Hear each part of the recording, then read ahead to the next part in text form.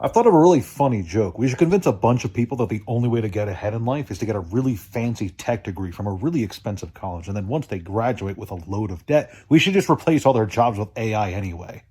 Hey there, kiddos, and welcome back to the channel. I'm Uncle Frank, hoping that you are having a great day. And in today's video, I am still back in my very comfortable chair because the squeaky chair is still damaged. I'm working on it, though. I am working on it. In today's video, I'd like to sit back, relax, and talk about a broad category of things. Things like this Queen Emeraldas VHS, or this Mega Man Legends for the PlayStation 1, or even this Gone with the Wind Complete Edition book that does need rebinding, but I have no idea how I would even begin to rebind a book. See, these are all older things that are quite good. Some of them have some value to them from a collector's standpoint. Some of them have value from a sentimental standpoint to me and me alone. And some of them are just really old and really neat. You see, in today's video, I'd like to remind you guys that there's as a wise man once said, nothing new under the sun. And history is full to the brim with all sorts of cool things to check out, enjoy, play, collect, etc. There's all kinds of cool stories.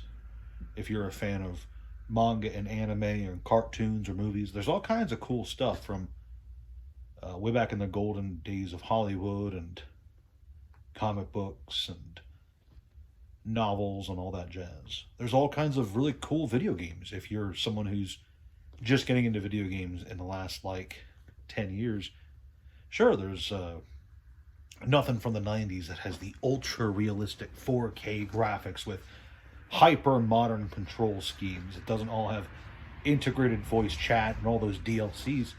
But there's a lot of really cool video games from back then. You see, history is full of just some really nice stuff. And in today's video, I'm not going to recommend any one thing in particular for you to try out.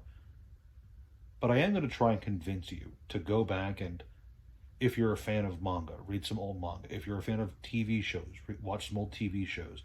If you're a fan of movies, watch some old movies. If you're a fan of video games, play some old video games. Why?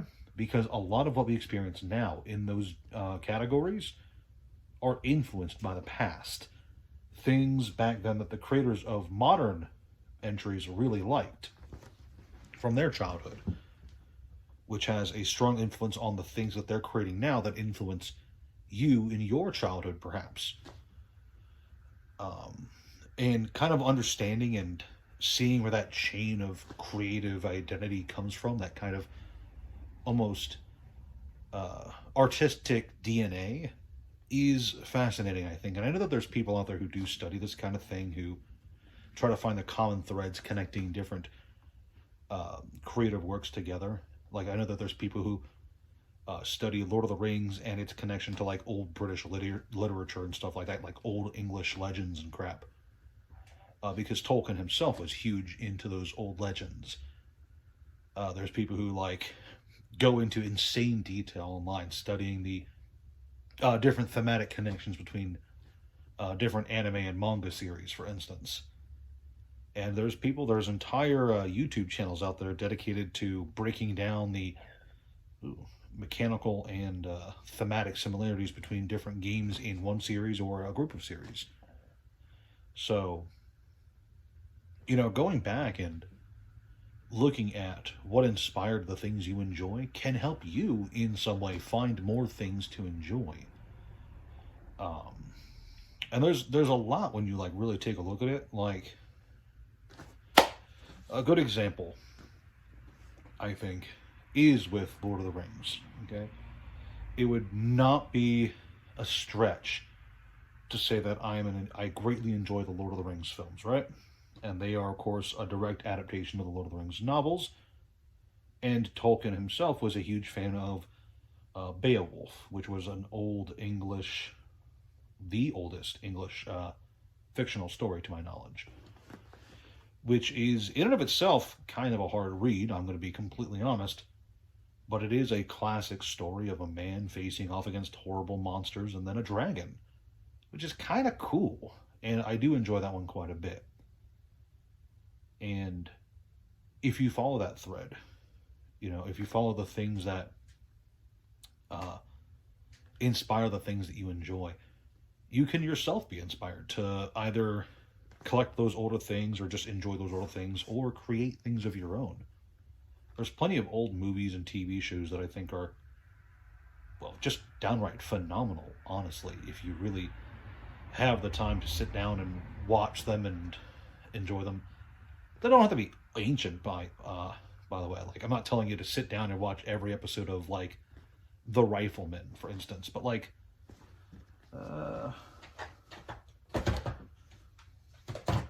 like I was saying, Queen Emeraldas,